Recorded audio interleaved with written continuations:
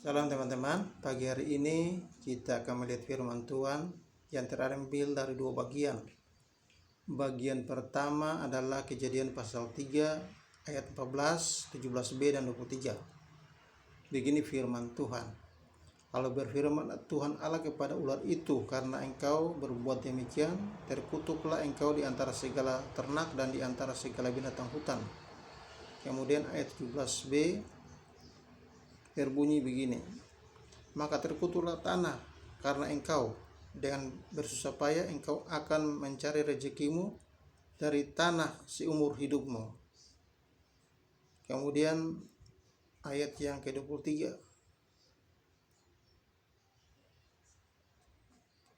lalu Tuhan Allah mengusir dia dari Taman Eden supaya ia mengusahakan tanah dari mana ia diambil. Kita maju lagi pasal 4 ayat 3 sampai 6. Setelah beberapa waktu lamanya, maka Kain mempersembahkan sebagian dari hasil tanah itu kepada Tuhan sebagai korban persembahannya. Habel juga mempersembahkan korban persembahan dari anak sulung kambing dombanya, yakni lemak-lemaknya. Maka Tuhan mengindahkan Habel dan korban persembahannya itu. Ayat 5, tetapi Kain dan korban persembahannya tidak diindahkannya. Lalu hati Kain menjadi sangat panas dan mukanya muram. Ayat 6, firman Tuhan kepada Kain, mengapa hatimu panas dan mukamu muram? Demikianlah firman Tuhan. Saya memberikan topik, belajar dari ketidaktaatan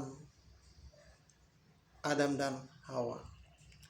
Dari pembacaan tadi kita melihat bahwa setelah Adam dan Hawa jatuh ke dalam ketidaktaatan, karena ketika mereka mendengar firman Tuhan untuk tidak memakan buah pengetahuan yang baik dan yang jahat, namun mereka melanggar firman Tuhan itu dengan tidak taat dan memakan buah itu. Nah, akibatnya mereka jatuh. Konsekuensi yang diperhadapkan kepada mereka ada 3. Yang pertama, akibatnya ular itu dikutuk di antara ternak atau hewan yang ada di hutan. Yang kedua, tanah di mana mereka injak, di mana mereka tinggal itu dikutuk oleh Tuhan. Yang ketiga, mereka dua diusir dari Taman Eden. Nah, mereka dua tidak diberikan kesempatan kedua di Taman Eden untuk merubah atau memperbaiki kehidupan mereka, tapi mereka langsung diusir. Kenapa begitu? Karena Taman Eden itu adalah halaman depannya surga. Kalau kita samakan, yaitu bisa disamakan dengan ruang kudus. Di ruang kudus itu ada meja roti yang melambangkan firman Tuhan, ada kaki dian yang melambangkan karunia roh atau Roh Kudus.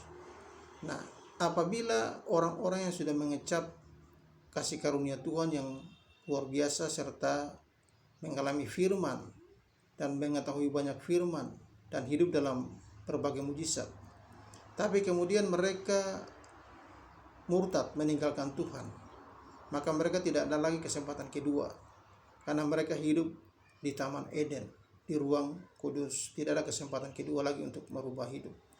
Nah, demikian pula dalam tradisi orang Yahudi, bahwa orang yang mati itu mereka ditempatkan di Hades. Di Hades itu ada 2, yaitu pertama yang disebut sebagai Gehenna. Gehenna itu tempat bagi orang fasik. Itulah halaman depan neraka, di mana orang fasik disiksa begitu rupa. Tapi itu belum neraka, itu masih Gehenna. Demikian pula orang benar ditempatkan di tempat yang namanya Firdaus, di mana di sana itu keadaannya indah, tenang, damai, penuh dengan keindahan yang luar biasa, hadirat luar biasa. Tapi itu belum surga, itu masih disebut sebagai Firdaus, sama dengan yang disebut sebagai Taman Eden. Tidak ada kesempatan kedua bagi orang untuk merubah diri. Nah, selain itu di Taman Eden juga tidak ada orang beribadah di situ, tidak ada korban dipersembahkan. Nah, setelah Adam dan Hawa jatuh karena ketidaktaatannya kepada Tuhan, maka mereka diusir keluar dari Taman Eden. Nah, di luar Taman Eden itulah pertama kali ibadah itu dibangun oleh Adam dan Hawa. Dan di luar Taman Eden itu baru Kain dan Habel itu dilahirkan. Dan ketika mereka dilahirkan, mereka melanjutkan tradisi peribadatan mereka yang dilakukan oleh orang tua.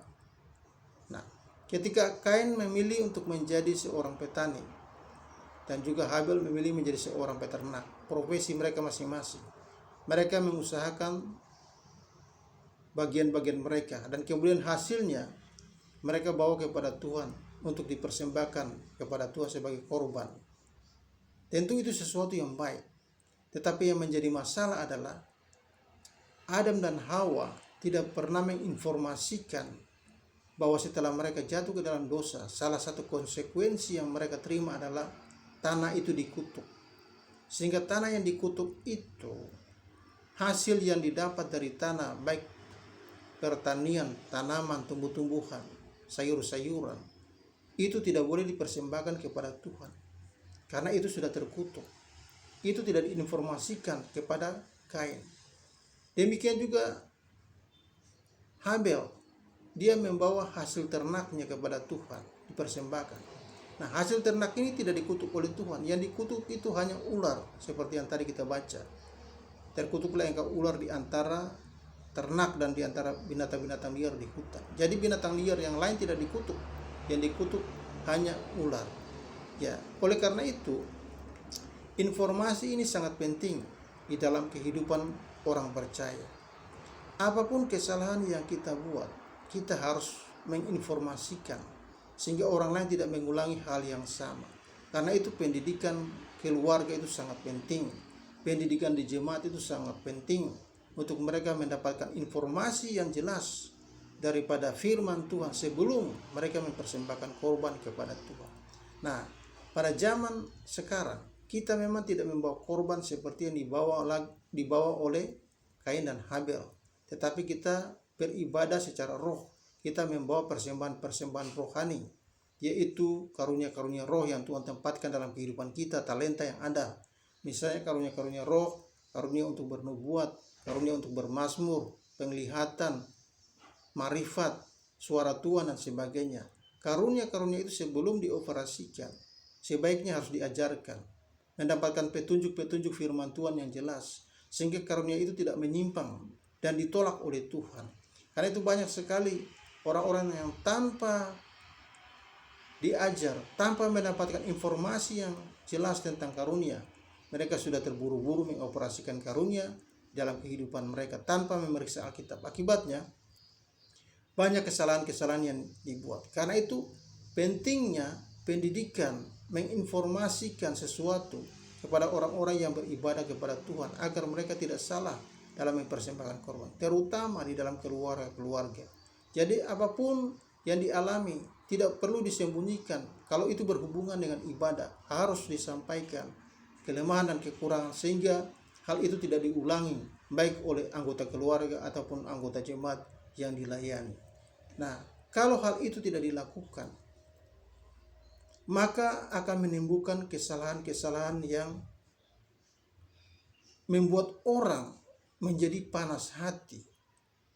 Apabila persembahan-persembahan itu tidak dilakukan berdasarkan informasi yang jelas, orang yang mendengarkan akan menjadi panas hati. Kalau kita baca di dalam ayat yang ke-6 itu dikatakan bahwa mengapa hatimu panas dan mukamu muram? Jadi ketika persembahannya itu tidak didengar oleh Tuhan, tidak diindahkan, tidak diterima oleh Tuhan, maka hatinya menjadi panas, menjadi muram mukanya. Begitu pula apabila korban-korban yang kita persembahkan kepada Tuhan dalam bentuk karunia roh, kalau tidak diarahkan dengan benar, tidak mendapat informasi yang benar, maka karunia-karunia itu bisa disalahgunakan, digunakan untuk menyerang orang lain, digunakan untuk menakut-nakuti orang lain, atau digunakan untuk kepentingannya sendiri. Padahal karunia itu fungsinya adalah untuk kepentingan bersama, untuk membangun, bukan untuk menyudutkan orang lain atau mengadu domba orang lain.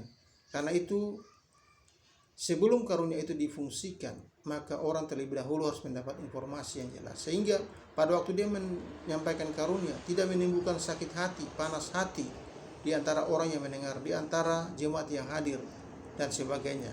Begitu pula dalam pelayanan kita, sebelum kita memulai segala sesuatu, seharusnya kita harus memeriksa firman Tuhan, jadwal-jadwal yang kita buat, rencana yang kita buat, misi yang hendak kita jalani, kita harus sesuai dengan firman Tuhan, sehingga kita tidak menjadi kecewa karena misi kita tidak berhasil, pelayanan kita tidak berhasil karena tidak bersandar kepada petunjuk firman Tuhan.